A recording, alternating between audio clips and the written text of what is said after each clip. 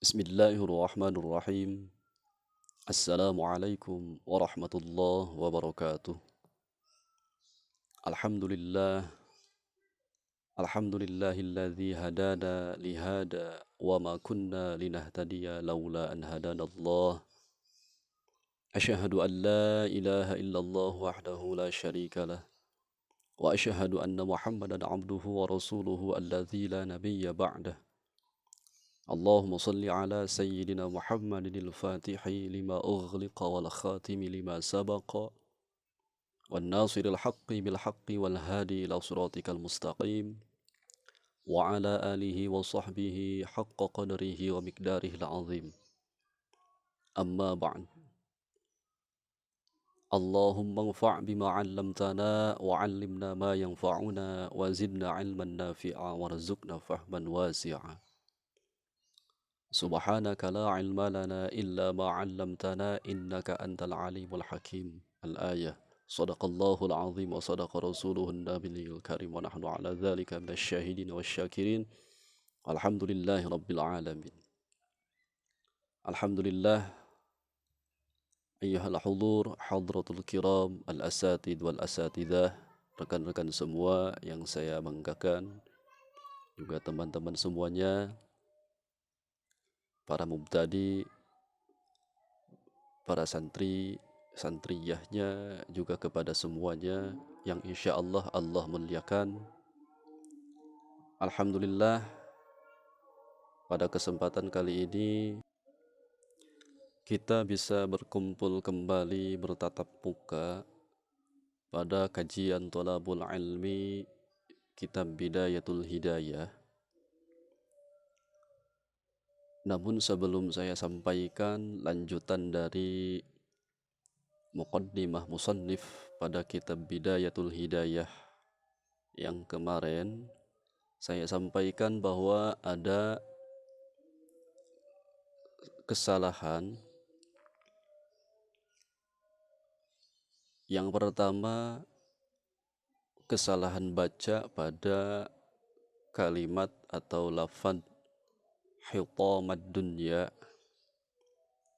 Saya baca kemarin hatamad dunya, meskipun tidak merubah makna, namun secara gramatikal bahasa Arab itu keliru.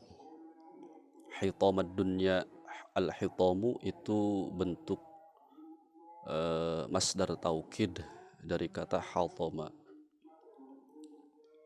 Kedua, pada kata fi hadmi dinika, minggu kemarin saya sampaikan fi hadimi dinika, harusnya fi hadmi dinika. Yang ketiga itu pada kalimat mu'ainun laka wa mu'allimuka mu'ainun laka. Minggu kemarin saya baca mu'ayyinun, meskipun memang tidak merubah makna atau terjemah. Kalau makna memang sedikit berubah. Kalau secara terjemah asal memang tidak berubah. Namun kalau kita lihat di gramatikal bahasa Arab memang agak sedikit rancu. Jadi saya luruskan kembali bahwa kalimat mu'ayyinun itu diganti pada kata mu'ainun laka ala isyanika. Itu sedikit kekeliruan dari saya, bukan sedikit, namun memang itu merupakan suatu kesalahan. Karena yang namanya kesalahan, jangankan banyak, sedikit pun kalau tidak diluruskan itu nanti akan bertambah banyak dan akan mempengaruhi terhadap ketidakhati-hatian kita dalam rangka thalabul ilmi ini. Baik hadratul kiram, para asatid wal asatidah, saya akan lanjutkan mencoba membaca muqaddimah kitab Bidayatul Hidayah, lanjutan dari muqaddimah yang minggu kemarin. Kalaupun ada salah-salah nanti baca, mohon dikoreksi juga, mohon diluruskan kembali. Baik, bismillahirrahmanirrahim. قال المصنف رحمه الله تعالى نفعنا الله به وبعلومه وبعلومكم في الدارين آمين إلى أن قال وإن كانت نيتك وقصدك بينك وبين الله تعالى من طلب العلم الهداية دون مجرد الرواية فأبشر فإن الملائكة تبسط لك أجنحتها إذا مشيت وحيتان البحر تستغفر لك إذا سعيت ولكن ينبغي لك أن تعلم قبل كل شيء أن الهداية التي هي ثمرة العلم لها بداية ونهاية وظاهر وباطن. Sampai sini dulu saya baca. Kurang lebih terjemahnya seperti ini. Bismillahirrahmanirrahim.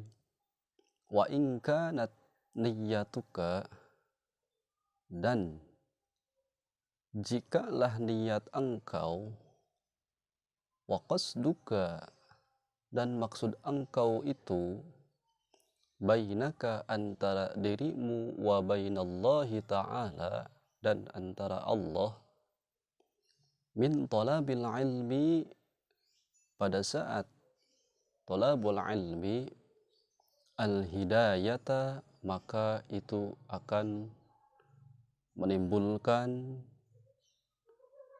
suatu hidayah bagi kita atau bagi dirimu. Artinya jika niat kita dan maksud tujuan kita itu dalam mencari ilmu adalah karena Allah Ta'ala, maka itulah sesungguhnya hidayah. Duna mujarradir riwayati, bukan hanya sekedar bercerita atau berkisah saja, akan tetapi benar-benar mencari ilmu ibtigha'a maradatillah. Fa'abshir, maka jika niat kita benar-benar mencari ilmu itu adalah ibtigha'a maradatillah, fa'abshir, maka berbahagialah. Fa innal malaikata, karena sesungguhnya malaikat, tabsutulaka,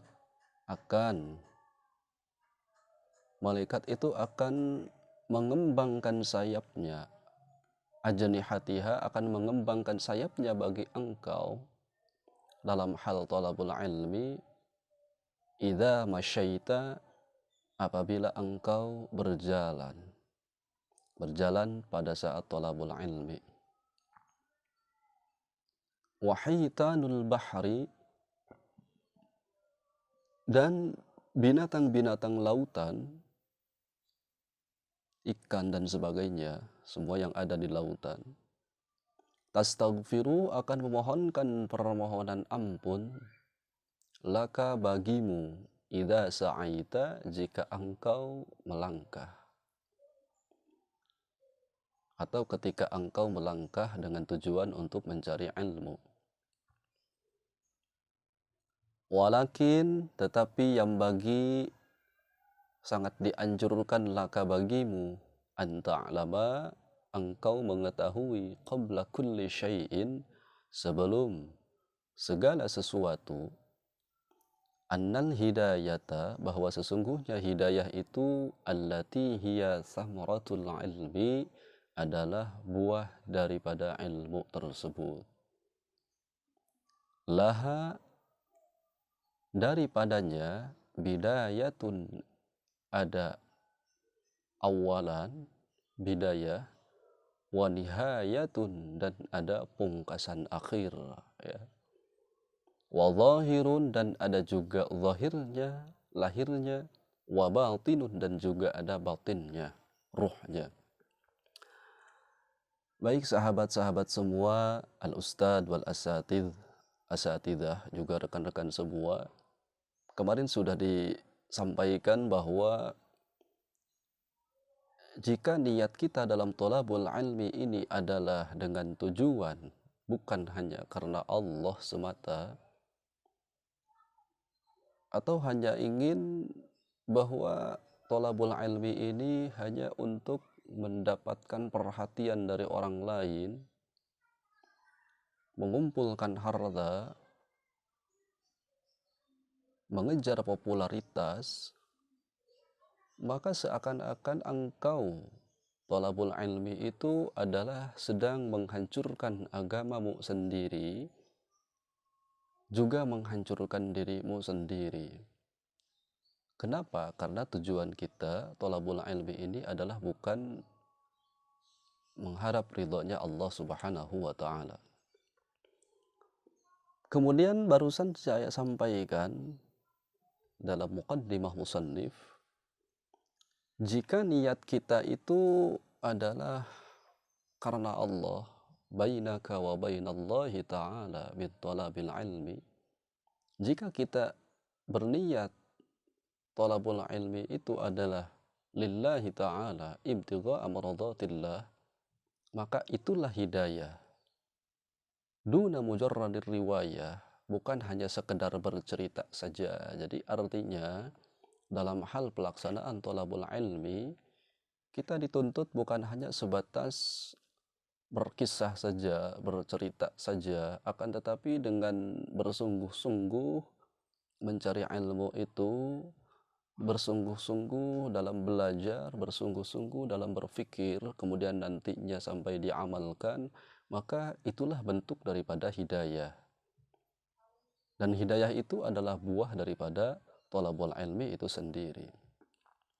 Maka jika kita benar-benar mencari ilmu itu lillahi ta'ala, maka fa'abshir, berbahagialah. Karena sesungguhnya malaikat itu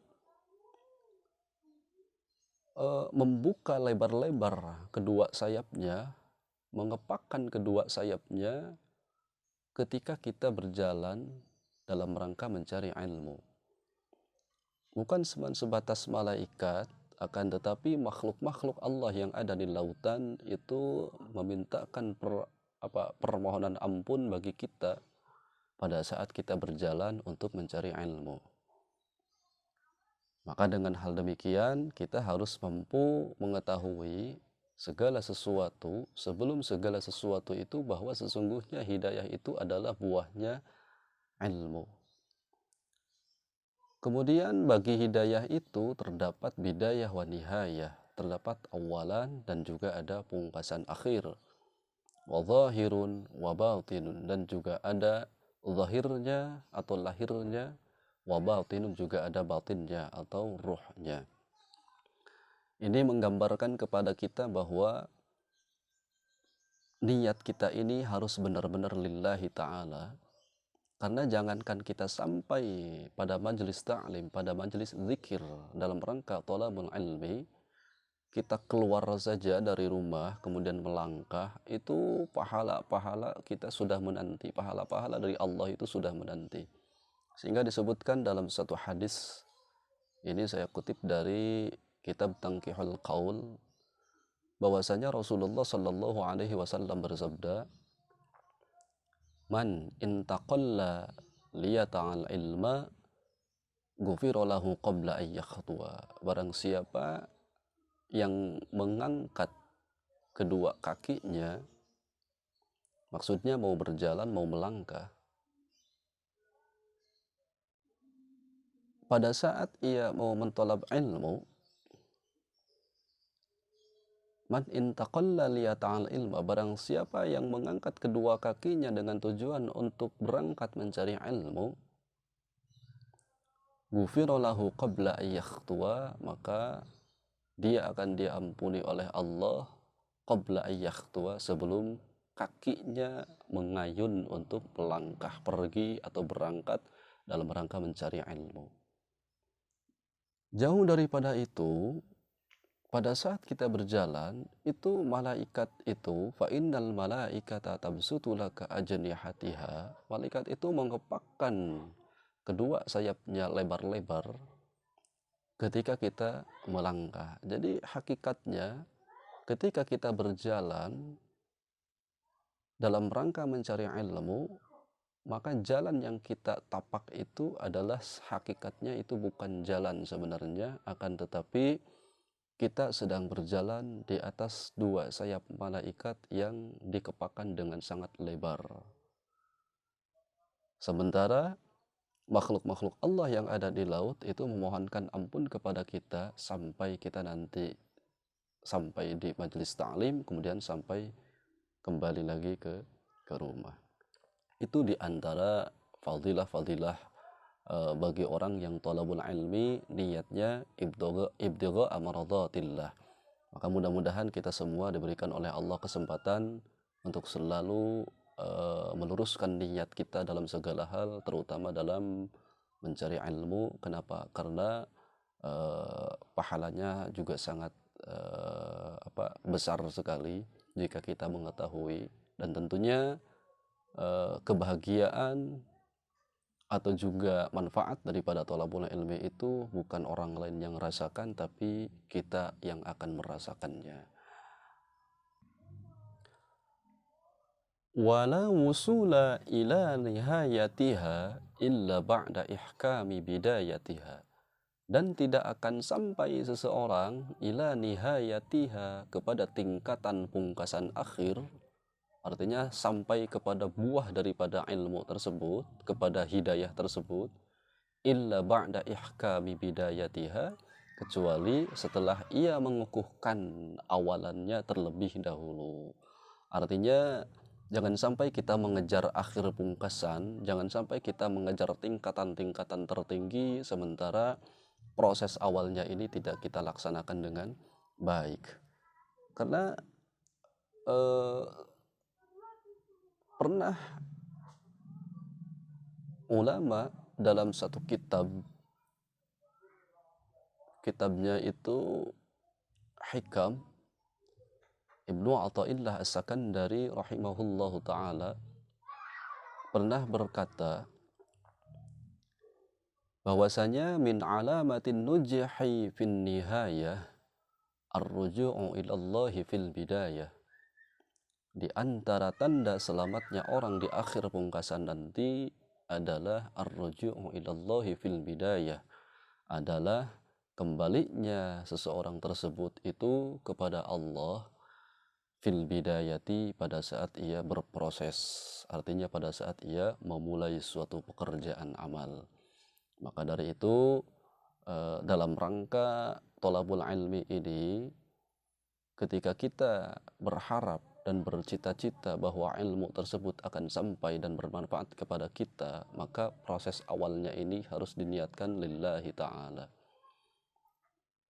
Wala asura ala batiniha illa ba'dal wuqufi ala zahiriha. Wala asura, dan tidak akan mengetahui seseorang ala batiniha, terhadap batinnya itu hidayah, atau terhadap dalamnya itu hidayah, hakikatnya hidayah, illa ba'dal wuqufi ala zahiriha, kecuali setelah ia sampai atau kecuali setelah ia berhenti daripada melaksanakan zahirnya, artinya setelah selesai ia melaksanakan awalannya tersebut. Maka insya Allah kalau prosesnya dari awal hingga akhir nanti dituntaskan dengan niat lillahi ta'ala, maka kita akan sampai pada nihayah, juga akan sampai kepada batinnya itu hidayah. Waha ana, waha, maka dengan demikian ana, kami, kata musannif, masyirun alaika atau musyirun alaika bibidayatil hidayah, akan menjelaskan alaika kepada engkau bibidayatil hidayah, pada bidayatul hidayah, litujarriba biha nafsaka, supaya engkau mencoba dengan itu bidayah hidayah, wa tamtahana biha qalbaka, dan untuk menguji, dan engkau menguji biha dengan bidayah hidayah itu qalbaka, terhadap hati engkau.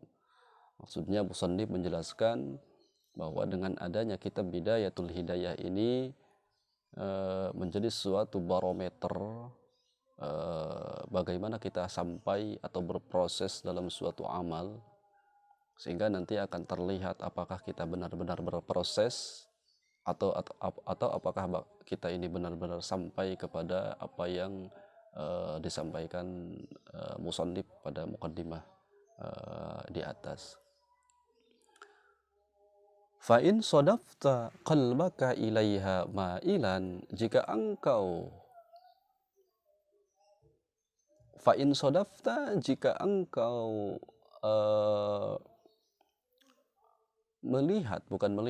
fa'in sodafta, jika engkau menemui qalbaka, hatimu itu, ilaiha, terhadap hidayah atau proses tersebut, ma'ilan, dengan fokus, terarah pada satu tujuan, ibtigha'a maradatillah, wa nafsaka biha mutawi'atan laha, dan nafsumu itu terhadap hidayah itu mutawi'atan, mengikuti, walaha qabilatan, dan menerima, fadunaka at-tatallu'a ilan nihayati, fadunaka, maka sudah sepantasnya bagimu, at-tatallu'a, untuk menggapai, ilan nihayati, kepada pungkasan akhir atau kepada tingkatan tertinggi. Artinya jika hati kita ini benar-benar fokus pada thalabul ilmi ini lillahi ta'ala, kemudian nafsu kita ini benar-benar mengikuti kepada hidayah tersebut dan menerima dengan baik, maka ambillah, kata musannif, maka ambillah tingkatan tersebut, wattaghalghula fi biharil ulumi, dan sibukkanlah dirimu itu fi biharil ulumi, dalam lautan ilmu. Artinya tenggelamkan dirimu pada lautan ilmu. Kenapa? Maksudnya karena memang sudah seharusnya ketika seseorang sudah mengetahui, kemudian hatinya ini sudah tergugah, tergerak, kemudian merasa suka, merasa bahagia dengan thalabul ilmi, apalagi diniatan ibtigha' maradatillah, maka sudah seharusnya kita ini harus mampu mengambil kepada tingkatan yang tertinggi. Artinya insya Allah musannif menjelaskan kita akan sampai kepada tingkatan yang tertinggi dengan konsistensi dan konsekuensi yang harus kita laksanakan. Wa in sadafta qalbaka 'inda muwajahatika, dan jika engkau menemui hatimu itu ketika berpapasan dengan thalabul ilmi, iyyahu biha musawwifan, merasa mengakhir-akhirkan. Artinya ketika kita merasakan bahwa hati kita ini dalam rangka thalabul ilmi atau ibadah-ibadah yang lainnya itu malah musawwifan ini mengakhirkan, jadi menomorduakan, wabil amali bimuqtadaha mumatilan, dan dengan suatu perbuatan yang mumatilan ini sama memanjangkan, ya. Artinya kaslan. Kalau yang tadi musawwifan ini bisa diartikan malas, atau kalau mumatilan ini bisa diartikan mengakhir-akhirkan. Jadi kalau kita menemui hati kita dalam thalabul ilmi ini merasa malas, kemudian mengakhir-akhirkan dalam rangka melaksanakan suatu amal perbuatan yang baik, maka fa'lam, ketahuilah, anna nafsakal ma'ilata ila thalabil ilmi hiya an-nafsul ammaratu bis-su'i. Maka fa'lam, ketahuilah, anna nafsaka, sesungguhnya nafsumu, al-ma'ilata, yang fokus, ila thalabil ilmi, kepada thalabul ilmu itu.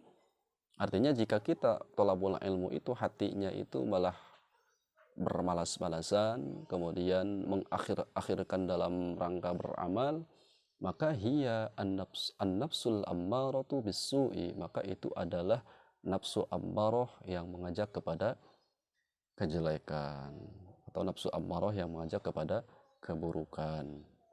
Nah, ini dengan sangat jelas dan gamblang musannif menjelaskan kepada kita, jika kita berniat kepada Allah, jika kita niat talabul ilmi ini adalah ibtigha amradatillah, maka tingkatkan, itu kesimpulannya. Namun jika kita atau niat kita ini, talabul ilmi ini adalah merasa merasa kaslan atau mengakhir-akhirkan, maka itu adalah nafsu ammarah yang ada dalam diri kita.